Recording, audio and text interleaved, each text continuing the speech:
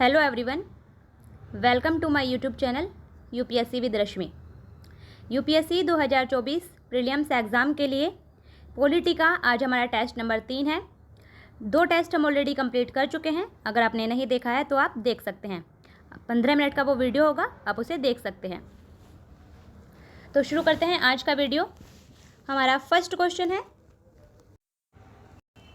निम्नलिखित में से कौन से भारतीय संविधान के भाग 4A के तहत वर्णित मूल कर्तव्य हैं। हमें बताना है कि इनमें से कौन से हमारे मूल कर्तव्य हैं। नंबर 1 है ज्ञानार्जन तथा सुधार की भावना का विकास करना, तो ये हमारा मौलिक कर्तव्य है।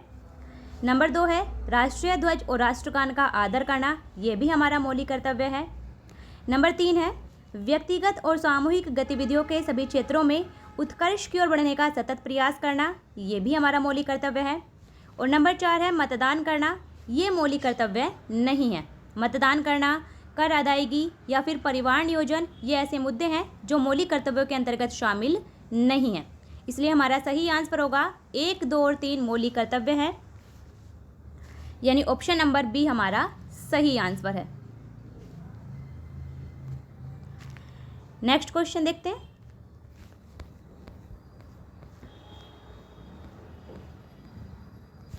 नेक्स्ट क्वेश्चन है, निम्नलिखित कथनों पर विचार कीजिए। राष्ट्रीय आपातकाल की उद्घोषणा को इसके जारी होने की तिथि से 2 माह के भीतर संसद के दोनों सदनों द्वारा अनुमोदित किया जाना आवश्यक है। तो सबसे पहले बात करते हैं राष्ट्रीय आपातकाल की। राष्ट्रीय आपातकाल की उद्घोषणा का जो प्रावधान किया गया है वो किया गया है आर्टिकल 352 में, ये आपको ध्यान रखना है। राष्ट्रीय आपातकाल की उद्घोषणा को इसके जारी होने की तिथि से 1 माह के भीतर संसद के दोनों सदनों के द्वारा अनुमोदित किया जाना आवश्यक होता है। इसलिए कथन 1 हमारा गलत है। कथन नंबर 2 है यदि संसद के दोनों सदनों द्वारा इसका अनुमोदन किया जाता है तो आपातकाल 6 माह तक जारी रहता है और प्रत्येक 6 माह पर संसद के अनुमोदन के द्वारा इसे अनिश्चित काल तक बढ़ाया जा सकता है। तो ये कथन हमारा बिल्कुल सही है। यदि आपातकाल के प्रावधान को संसद के दोनों सदनों के द्वारा अनुमोदित कर दिया जाता है तो आपातकाल 6 माह तक जारी रहता है और प्रत्येक 6 माह की अवधि पर संसद के अनुमोदन के माध्यम से इसे अनिश्चित काल तक बढ़ाया जा सकता है। इसलिए कथन 2 हमारा सही है। हमारा सही आंसर है, केवल 2 सही है, यानी ऑप्शन नंबर बी हमारा सही आंसर है। नेक्स्ट क्वेश्चन देखते हैं। नेक्स्ट क्वेश्चन है भारत के संविधान के विकास के संदर्भ में निम्नलिखित में से कौन से संविधान की मूल संरचना के भाग हैं, यानी इनमें से कौन सा बेसिक स्ट्रक्चर का भाग है।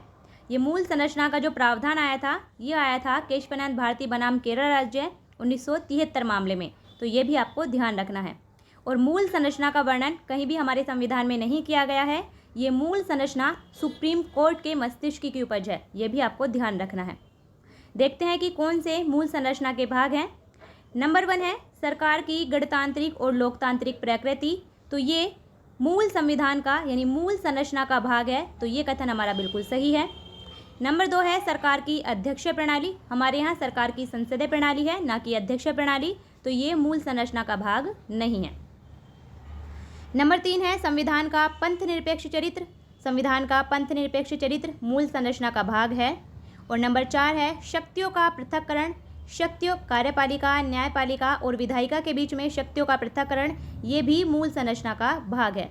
तो हमारा सही आंसर होगा 1, 3 और 4 सही हैं, यानी ऑप्शन नंबर बी हमारा सही आंसर है।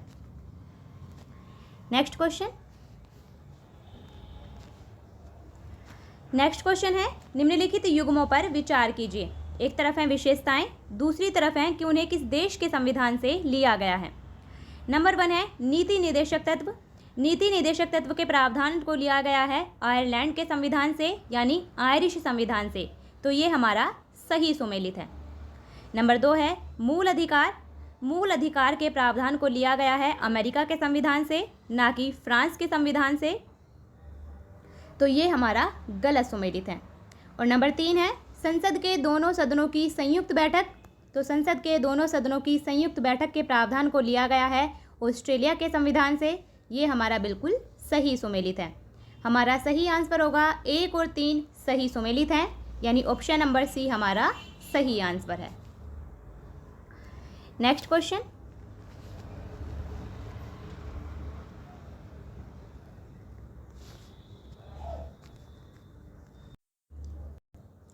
नेक्स्ट क्वेश्चन है, निम्नलिखित में से कौन से राज्य के नीति निर्देशक तत्व यानी डीपीएसपी 42वें संविधान संशोधन अधिनियम 1976 के द्वारा नहीं जोड़े गए थे। हमें बताना है कि इनमें से कौन से नीति निर्देशक तत्व 42वें संविधान संशोधन अधिनियम के द्वारा नहीं जोड़े गए थे।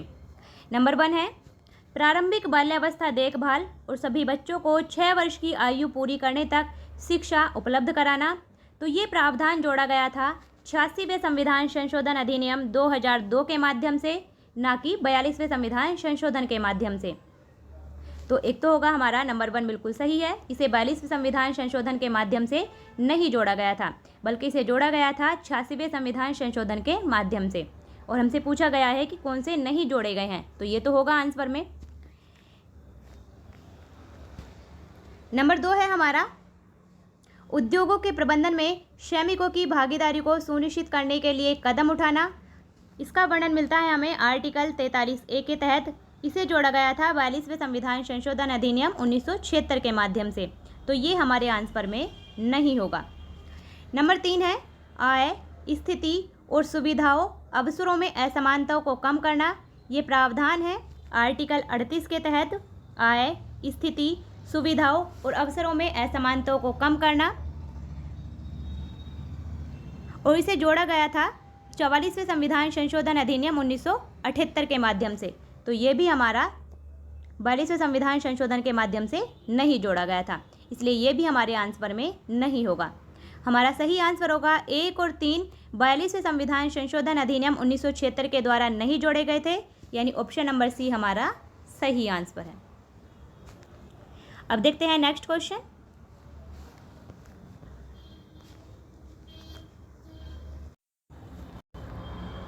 नेक्स्ट क्वेश्चन है भारत सरकार अधिनियम 1935 के संदर्भ में निम्नलिखित कथनों पर विचार कीजिए।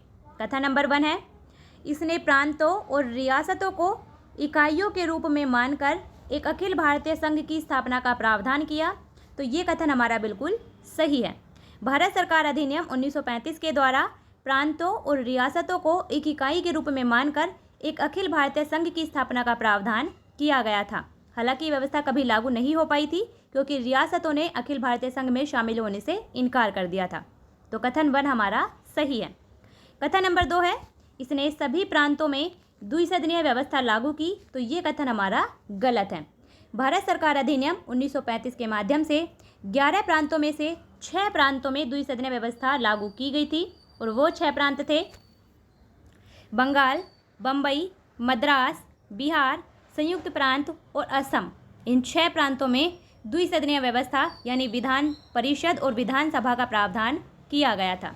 तो कथन 2 हमारा गलत है। हमारा सही आंसर होगा केवल कथन 1 सही है, यानी ऑप्शन नंबर ए हमारा सही आंसर है। Next question.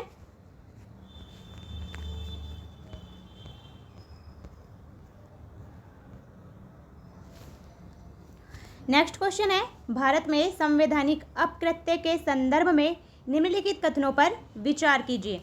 संवैधानिक अपकृत्य मतलब कॉन्स्टिट्यूशनल टोर्ट। कथन नंबर 1 है भारत में ऐसा कोई विधान नहीं है जो राज्य के कर्मचारियों के द्वारा किए गए अपकृत्यों के लिए राज्य के उत्तरदायित्व को शासित करता है। तो ये कथन हमारा बिल्कुल सही है, क्योंकि भारत में ऐसा कोई विधान, ऐसा कोई कानून नहीं है जो राज्य के कर्मचारियों के द्वारा किए गए अपकृत्यों के लिए राज्य के उत्तरदायित्व को सुनिश्चित करता है। भारत में ऐसा कोई कानून नहीं है, इसलिए कथन 1 हमारा सही है। कथन नंबर 2 है न्यायालय ऐसे मामलों में पीड़ित को आर्थिक मुआवजा दे सकता है। तो ये कथन भी हमारा बिल्कुल सही है। न्यायालय ऐसे मामलों में पीड़ित को आर्थिक मुआवजा दे सकता है। इसका सही आंसर होगा, दोनों ही कथन बिल्कुल सही है, यानी ऑप्शन नंबर सी हमारा सही आंसर है। Next question.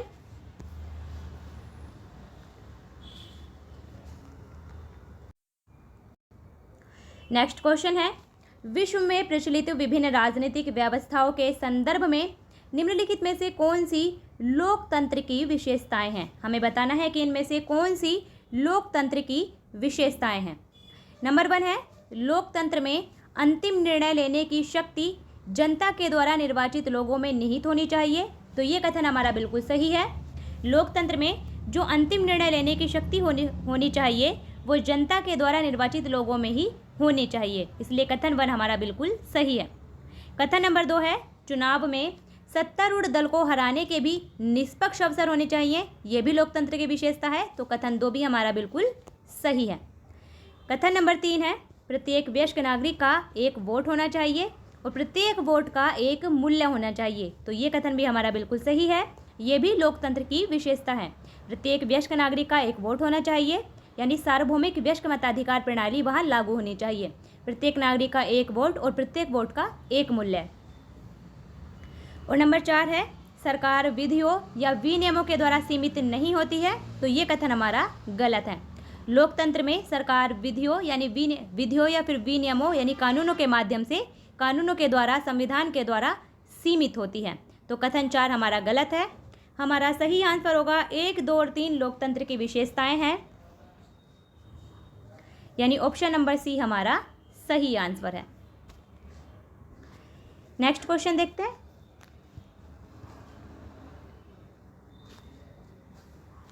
नेक्स्ट क्वेश्चन है, भारतीय संविधान में निहित राज्य के नीति निर्देशक तत्वों के तहत निम्नलिखित प्रावधानों पर विचार कीजिए। यहाँ 4 राज्य के नीति निर्देशक तत्व के तहत प्रावधान दिए गए हैं। हमें बताना है कि इनमें से कौन से नीति निर्देशक तत्व उदारवादी बौद्धिक सिद्धांतों पर आधारित हैं।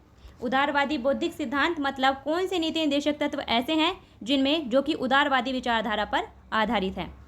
नंबर 1 है, बच्चों के स्वस्थ विकास के लिए अवसरों को सुरक्षित करना। तो बच्चों के स्वस्थ विकास के लिए अवसरों को सुरक्षित करना ये समाजवादी सिद्धांत पर आधारित नीति निर्देशक तत्व है, ना कि उदारवादी सिद्धांत पर। तो ये हमारा आंसर नहीं होगा। बच्चों के स्वस्थ विकास के लिए अवसरों को सुरक्षित करना ये समाजवादी विचारधारा पर आधारित नीति निर्देशक तत्व है, ये आपको ध्यान रखना है। और इसका प्रावधान किया गया है आर्टिकल 38 में, ये भी आपको ध्यान रखना है। नंबर 2 है, कृषि को आधुनिक और वैज्ञानिक आधार पर संगठित करना। तो कृषि को आधुनिक और वैज्ञानिक आधार पर संगठित करने का प्रावधान किया गया है आर्टिकल 48 में, और ये उदारवादी बौद्धिक सिद्धांत पर आधारित नीति निर्देशक तत्व है, इसलिए ये हमारा बिल्कुल सही है। नंबर 3 है, गोवध पर रोक। गोवध पर यानी गौ हत्या निषेध, इसका प्रावधान भी किया गया है आर्टिकल 48 में। और गोवध पर रोक ये गांधीवादी सिद्धांत पर आधारित नीति निर्देशक तत्व है, ये आपको ध्यान रखना है, इसलिए ये भी हमारे आंसर में नहीं होगा। और नंबर 4 है, सहकारी समितियों का प्रचार। सहकारी समितियों के प्रचार का प्रावधान किया गया है आर्टिकल 43B के तहत नीति निर्देशक तत्वों में। और सहकारी समितियों का प्रचार ये प्रावधान भी गांधीवादी सिद्धांत पर आधारित है, इसलिए ये भी हमारे आंसर में नहीं होगा। यानी गोवध पर रोक और सहकारी समितियों का प्रचार ये गांधीवादी सिद्धांत पर आधारित नीति निर्देशक तत्व हैं, जबकि बच्चों के स्वस्थ विकास के लिए अवसरों को सुरक्षित करना ये समाजवादी सिद्धांत पर आधारित नीति निर्देशक तत्व हैं। इसलिए हमारा सही आंसर होगा केवल कथन 2 सही है, यानी कृषि को आधुनिक और वैज्ञानिक आधार पर संगठित करना। सिर्फ यही इन नीति निर्देशक तत्वों में से, इन 4 नीति निर्देशक तत्वों में से केवल 2 ही उदारवादी बौद्धिक सिद्धांत पर आधारित नीति निर्देशक तत्व है, यानी हमारा सही आंसर है ऑप्शन नंबर बी, केवल 2। नेक्स्ट क्वेश्चन है, लोगों को मतदान का अधिकार देने के मामले में भारत अग्रणी रहा है। इस संदर्भ में निम्नलिखित में से कौन से देश या देशों ने भारत के बाद सार्वभौमिक वयस्क मताधिकार प्रदान किया था। यानी लोगों को जो मतदान का अधिकार है, मतदान का अधिकार देने के मामले में भारत अग्रणी रहा है। तो कौन से ऐसे देश हैं जिन्होंने सार्वभौमिक वयस्क मताधिकार प्रणाली को भारत के बाद लागू किया था। नंबर 1 है संयुक्त राज्य America, number 2 Japan, number 3 France. तो हमारा सही आंसर होगा केवल संयुक्त राज्य अमेरिका। अमेरिका में 1965 तक अश्वेतों को मतदान देने का अधिकार नहीं था। 1965 में अमेरिका में सार्वभौमिक वयस्क मताधिकार प्रदान किया गया था। तो हमारा सही आंसर है केवल एक सही है, यानी ऑप्शन नंबर ए हमारा सही आंसर है। जबकि जापान में जो सार्वभौमिक वयस्क मताधिकार दिया गया था वो दिया गया था 1945 में। जापान में 1945 में दिया गया था और फ्रांस में 1944 में दिया गया था। ये आपको ध्यान रखना है। जबकि भारत ने 1950 में ही दे दिया था। जब भारत का संविधान लागू हुआ था तभी भारत ने सार्वभौमिक वयस्क मताधिकार प्रदान कर दिया था। तो हमारा सही आंसर होगा केवल कथन एक, यानी संयुक्त राज्य अमेरिका ने 1965 में अपने देश में सार्वभौमिक वयस्क मताधिकार प्रदान किया था। नेक्स्ट क्वेश्चन देख लेते हैं। संविधान सभा के संदर्भ में निम्नलिखित कथनों पर विचार कीजिए। जब भी संविधान सभा की बैठक विधायी निकाय के रूप में होती थी, इसकी अध्यक्षता डॉक्टर राजेंद्र प्रसाद करते थे। तो सबसे पहले बात करते हैं संविधान सभा की। संविधान सभा दो काम कर रही थी, एक तो संविधान का निर्माण कर रही थी और दूसरा भारत की अंतरिम संसद के रूप में भी काम कर रही थी, यानी भारत के विधायी निकाय के रूप में भी काम कर रही थी। तो जब भी संविधान सभा की बैठक विधायी निकाय के रूप में होती थी तो इसकी अध्यक्षता जी.बी. मावलंकर करते थे, ना कि डॉक्टर राजेंद्र प्रसाद। जबकि जब संविधान सभा की बैठक एज अ संविधान सभा होती थी तब इसकी अध्यक्षता डॉक्टर राजेंद्र प्रसाद करते थे। इसलिए कथन 1 हमारा गलत है। कथन नंबर 2 है संविधान सभा ने राष्ट्रगान और राष्ट्रगीत को 1947 में अपनाया था। तो ये कथन भी हमारा गलत है, क्योंकि संविधान सभा ने राष्ट्रगान और राष्ट्रगीत को 24 जनवरी 1950 को अपनाया था, ना कि 1947 में। इसलिए कथन 2 भी हमारा गलत है। हमें बताना है कि कौन से सही हैं। तो हमारा सही आंसर होगा ऑप्शन नंबर डी, ना तो 1 और ना ही 2, यानी कोई भी कथन सही नहीं है।